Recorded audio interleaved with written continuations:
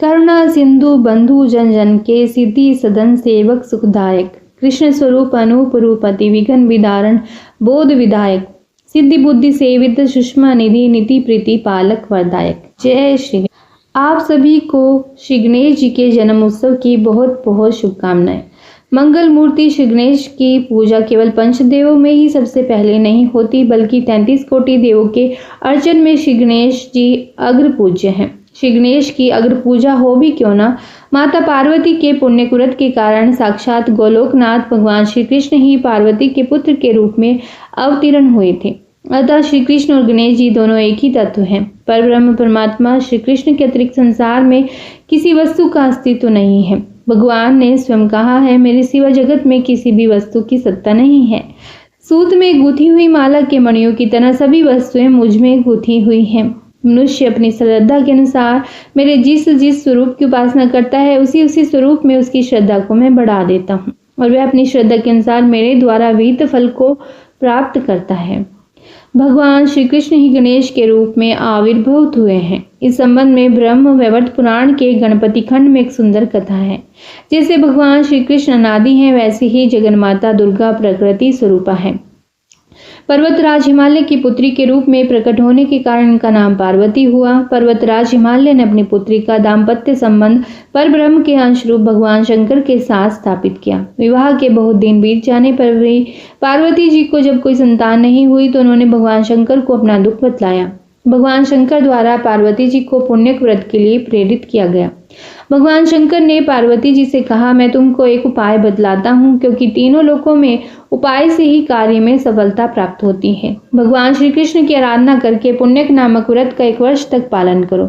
यद्यपि भगवान गोपांग नेश्वर श्री कृष्ण सब प्राणियों के ईश्वर हैं, फिर भी मैं इस व्रत से प्रसन्न होकर तुमको पुत्र रूप में प्राप्त होंगे। शंकर जी की बात मानकर पार्वती जी ने विधि पूर्वक पुण्य व्रत किया। व्रत की समाप्ति पर उत्सव मनाया गया। इस महोत्सव में ब्रह्मा लक्ष्मी जी सहित विष्णु, समस्त देवता, ऋषि मुनि, यक्ष, गंधर्व, किन्नर और सभी पर्वतराज पधारे। भगवान शशांक शेखर और सर्व दारिद्र दमनी जग जननी के सुप्रबंधक का क्या कहना। यहाँ शशीपति, इंद्र, दान अध्यक्ष, कुबेर, कोष अध्यक्ष भगवान विष्णु जी ने शंकर जी से कहा, आपकी पत्नी ने संतान प्राप्ति के लिए जिस पुण्य व्रत को किया है वह सभी व्रतों का सार रूप है।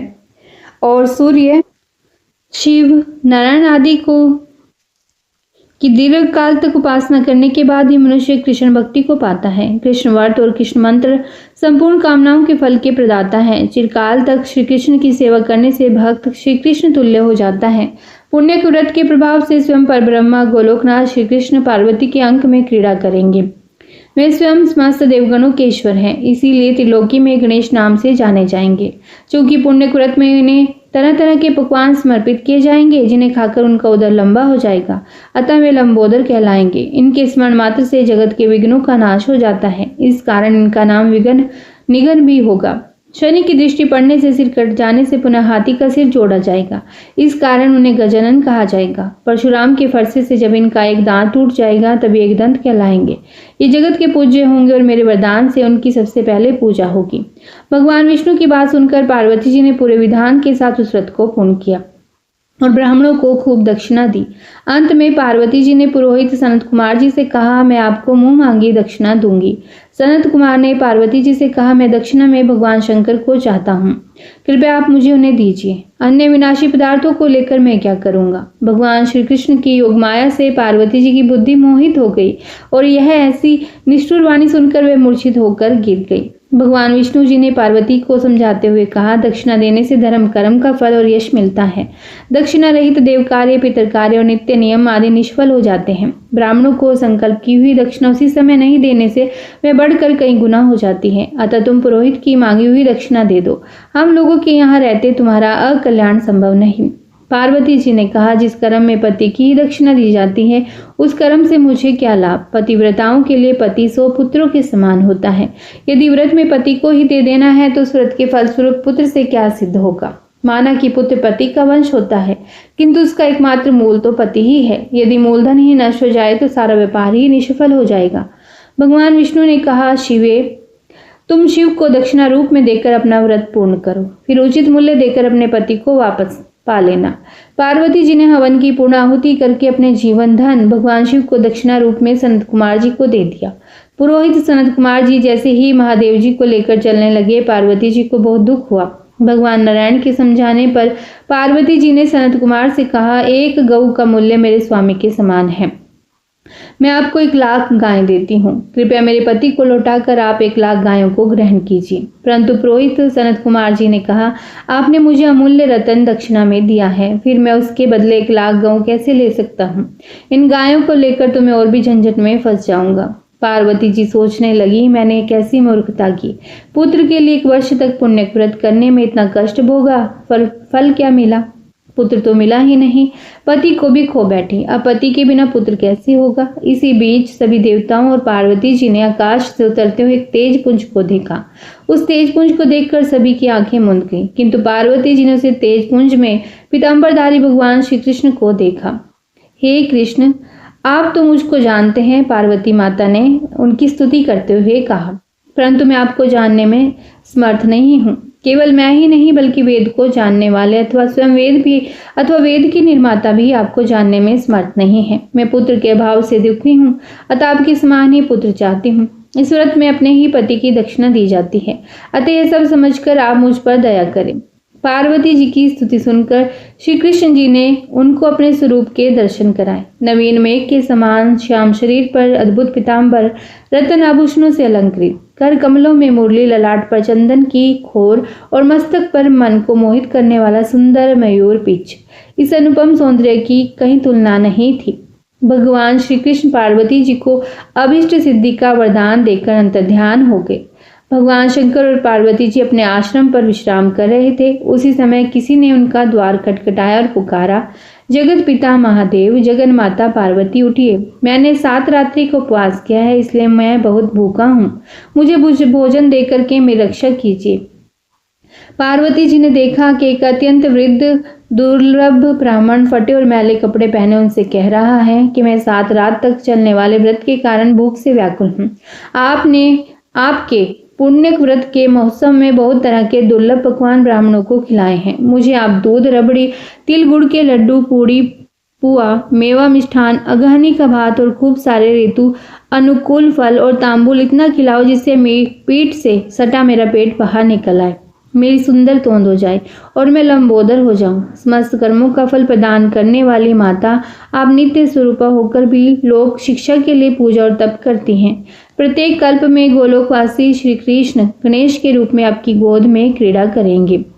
ऐसा कहकर वह ब्राह्मण अंतर्ध्यान हो गए और आकाशवाणी हुई, हे पार्वती, जिसको तुम खोज रही हो वह तुम्हारे घर में आ गया है। गणेश रूप में श्री कृष्ण प्रत्येक कल्प में आपके पुत्र बनकर आते हैं। आप शीघ्र अंदर जाकर देखिए। भगवान श्री कृष्ण इतना कहकर बालक रूप में आश्रम के अंदर बिछी शैया पर जाकर लेट गए और शैया पर पड़े हुए शिवजी के तेज में लिप्त हो गए और जन्मे हुए बालक की भांति घर की छत को देखने लगे। पार्वती जी ने अत्यंत सुंदर बालक को शैया पर हाथ पैर पटक कर खेलते हुए देखा और भूख से उमा ऐसा शब्द करके रोते देखा तो प्रेम से उसे गोद में उठा लिया और बोली, जैसे दरिद्र का मन उत्तम धन पाकर संतुष्ट हो जाता है, उसी तरह तुझ सनातन अमूल्य रतन की प्राप्ति से मेरा मनोरथ पूर्ण हो गया। माया रूपा पार्वती का यह व्रत लोक शिक्षा के लिए है, क्योंकि त्रिलोकी में व्रतों और तपस्याओं का फल देने वाली तुम्हें स्वयं ही है। इस जय श्री गणेश। यह थी गणेश जन्म की कथा। यह कथा हमें संदेश भी देती है कि कठिन लक्ष्य को भी मनुष्य अपने अथक साधना और निष्ठा से प्राप्त कर सकता है। पूजा के लिए गणेश जी की एक ही प्रतिमा हो। गणेश प्रतिमा के पास अन्य कोई गणेश प्रतिमा नहीं रखी होनी चाहिए। एक साथ 2 गणेश जी रखने पर रिद्धि और सिद्धि नाराज हो जाती है। गणेश को रोजाना दुर्वा दल अर्पित करने से इष्ट लाभ की प्राप्ति होती है। दुर्वा चढ़ाकर समृद्धि की कामना से ओम गम गणपति नमः का पाठ लाभकारी माना जाता है। वैसे भी गणपति विघ्न नाशक तो माने ही गए हैं। अक्सर श्री गणेश की प्रतिमा लाने से पहले या घर में स्थापना से पहले सवाल सामने आता है, श्री गणेश जी की कौन सी सूंड होनी चाहिए? क्या आपको कभी ध्यान आया है कि भगवान गणेश जी की तस्वीर और मूर्तियों में उनकी सूंड दाईं या कुछ में बाईं ओर होती है? सीधी सूंड वाले गणेश भगवान दुर्लभ हैं। इनकी एक तरफ मोड़ी हुई सूंड के कारण ही गणेश जी को वक्रतुंड कहा जाता है। भगवान गणेश के वक्रतुंड स्वरूप के भी कई भेद हैं। कुछ मूर्तियों में गणेश जी की सूंड को बाईं को घुमाया हुआ दिखाया जाता है और कुछ में दाईं ओर। गणेश जी सभी मूर्तियां सीधी या उत्तर की ओर सूंड वाली होती हैं। मान्यता है कि गणेश जी की मूर्ति जब भी दक्षिण की ओर मुड़ी हुई बनाई जाती है तो वह टूट जाती है। कहा जाता है कि यदि संयोगवश आपको दक्षिणावर्ती मूर्ति मिल जाए और उसकी विधिवत उपासना की जाए तो अभीष्ट फल मिलते हैं। गणपति जी की बाईं सूंड में चंद्रमा को और दाएं में सूर्य का प्रभाव माना गया है। प्राय गणेश जी की सीधी सूंड 3 दिशाओं से दिखती है। जब सूंड दाईं ओर घूमी होती है तो इसे पिंगला स्वर और सूर्य से प्रभावित माना गया है और ऐसी प्रतिमा का पूजन विघ्न विनाश, शत्रु पराजय, विजय प्राप्ति, उग्र तथा शक्ति प्रदर्शन जैसे कार्यों के लिए फलदायी माना जाता है। वहीं बाईं ओर मुड़ी हुई सूंड वाली मूर्त को ईड़ा, नाड़ी और चंद्र प्रभावित माना गया है। ऐसी मूर्ति की पूजा स्थायी कार्यों के लिए की जाती है, जैसे कि शिक्षा, धन प्राप्ति, व्यवसाय, उन्नति, संतान सुख, विवाह, सृजन कार्य और पारिवारिक खुशहाली। सीधी सूंड वाली मूर्त का सुषमना स्वर माना जाता है और इनकी आराधना रिद्धि, सिद्धि, कुंडलिनी, जागरण, मोक्ष, समाधि आदि के लिए सर्वोत्तम माना गया है।